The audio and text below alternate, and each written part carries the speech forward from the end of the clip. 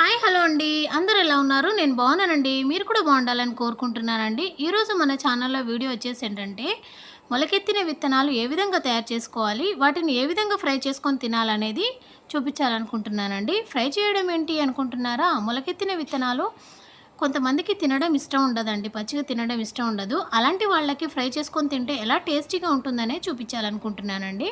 మరి ఎలాగైతేనే అవి ఎలాగో అలా తింటే మనకి ప్రోటీన్ వస్తుంది కదండీ! మరి అదే మీకు యూజ్ అవుతుందని ఈ వీడియో చేస్తున్నాననమాట. ఫస్ట్ టైం నా ఛానల్‌ని చూసేవాళ్ళు ఎవరైనా ఉంటే సబ్స్క్రైబ్ చేసుకోండి ఫ్రెండ్స్. అలాగే పక్కనున్న గంట సింబల్‌ని క్లిక్ చేశారంటే నేను ఏ వీడియో పెట్టినా కూడా మీకు నోటిఫికేషన్ వస్తుందనమాట. ఆ విధంగా నా వీడియోస్ అన్ని చూసేయచ్చండి. ఇప్పుడైతే మొలకెత్తిన విత్తనాలు ఏ విధంగా తయారు చేసుకోవాలో చూసేద్దాము. ఫ్రై కూడా ఎలా చేయాలో చూపిస్తాను నేను. వచ్చేయండి.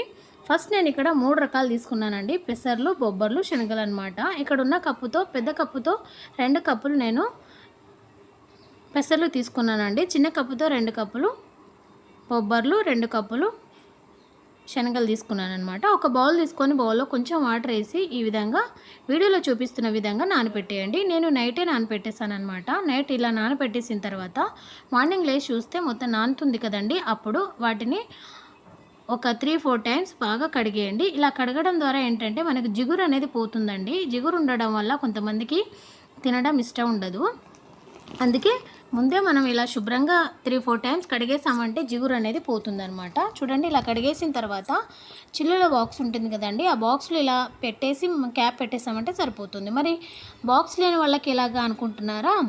ఇలా కాటన్ క్లాత్ తీసుకొని కాటన్ క్లాత్ కొంచెం తడిపేసి ఈ విధంగా పెట్టేయండి. పెట్టేసి బ్యాండ్ పెట్టేస్తే సరిపోతుందండి. లేదంటే థ్రెడ్తో కట్టేయండి. ఇలా కట్టేసి పక్కన పెట్టేశారంటే సరిపోతుందనమాట. నేనైతే బాక్స్ ఉంది కాబట్టి బాక్స్లో ఈ విధంగా పెట్టేసి పక్కన పెట్టేశానండి. చూడండి, తర్వాత రోజు మార్నింగ్ చూసారంటే మనకి మొలకెత్తిన విత్తనాలు రెడీ అయిపోతాయండి. చూసారు కదా, పెద్ద పెద్దగా ఉన్నాయి కదండి మొలకలు. ఇప్పుడు బాక్స్ ఉంది కాబట్టి ఈ విధంగా వచ్చాయని కాదండి, మీ సేమ్ ఇదే ప్రాసెస్ అండి. కాకపోతే నేను బాక్స్లో పెట్టాను, మీరు కాటన్ క్లాత్లో పెడతారనమాట. ఇలాగే వస్తాయి మొలకలు కూడా, ఇంత పెద్ద పెద్దగానే వస్తాయన్నమాట. చాలా ఈజీ కదండి. మరి వీటిని ఇలాగే తినడం ఎవరికి ఇష్టం ఉండదండి. మేమైతే ఇదే విధంగా తినేస్తామన్నమాట. మా పిల్లలు కూడా చాలా ఇష్టంగా తింటారు. ఇలాగే ఫ్రై చేయనండి నేను. మరి ఫ్రై చేసుకోకుండా తినేవాళ్ళు మంచిదే అండి. వాళ్ళకి తినని వాళ్ళకైతే కొంచెం ఫ్రై చేసుకొని తినండి, చాలా బాగుంటుందన్నమాట. అది ఎలా చేసుకోవాలో చూపిస్తాను. ఫస్ట్ నేను ఇక్కడ ఒక ఆనియన్, 2 పచ్చిమిర్చి తీసుకున్నానండి. చిన్న చిన్న ముక్కలుగా కట్ చేసుకొని పక్కన పెట్టేసుకోండి. అలాగే మొలకలు కూడా పక్కన పెట్టేయండి.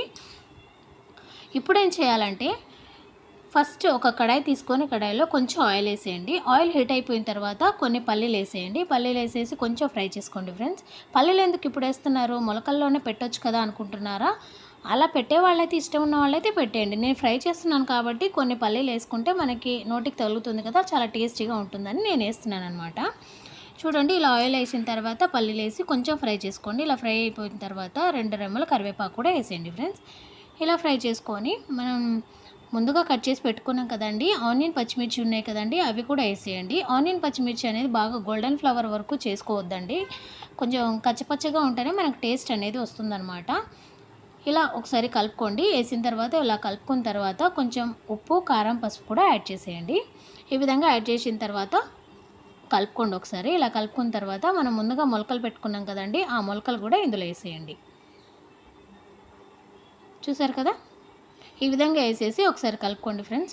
మరీ ఎక్కువగా ఫ్రై చేసుకుంటే మనకి టేస్ట్ ఉండదు, దాని ద్వారా యూజ్ కూడా ఉండదండి. అందుకే నేను ఏమంటున్నానంటే ఒక 5 మినిట్స్ ఇలా ఫ్రై చేసుకోండి. ఇలా తిప్పుతూ ఉండండి, లేదంటే కింద మాడిపోయే అవకాశం ఉంటుంది. సో ఇలా తిప్పుతూ మీడియం ఫ్లేవర్లోనే ఇలాగా ఒక 5 మినిట్స్ ఫ్రై చేసుకుంటే సరిపోతుంది. మీరు కావాలంటే కొత్తిమీరతో కూడా గార్నిష్ చేసుకోండి. నేనైతే ఇక్కడ కొత్తిమీర వేయట్లేదండి. కొంతమందికి నచ్చుతుంది, నచ్చదు కాబట్టి నేను వేయట్లేదనమాట. కొంచెం నిమ్మరసం చల్లుకోండి ఫ్రెండ్స్, చాలా టేస్టీగా ఉంటుంది. నచ్చని వాళ్ళకు కూడా చాలా నచ్చుతుందనమాట, ఇష్టంగా తినేస్తారు వాళ్ళు. మేమైతే పచ్చిగానే తినేస్తామని చెప్పాను కదా, మీకోసమే ఈ విధంగా చేసుకొని తినండి, మీకు ప్రోటీన్ వస్తుందని చెప్తున్నాను అనమాట. మీకు యూజ్ అవుతుందనే అనుకుంటున్నాను వీడియో. నేనైతే మా సార్కి ఇలా లంచ్ అయిపోయిన తర్వాత స్నాక్స్ టైంలో తినడానికి ఈ విధంగా పెట్టేస్తానమాట.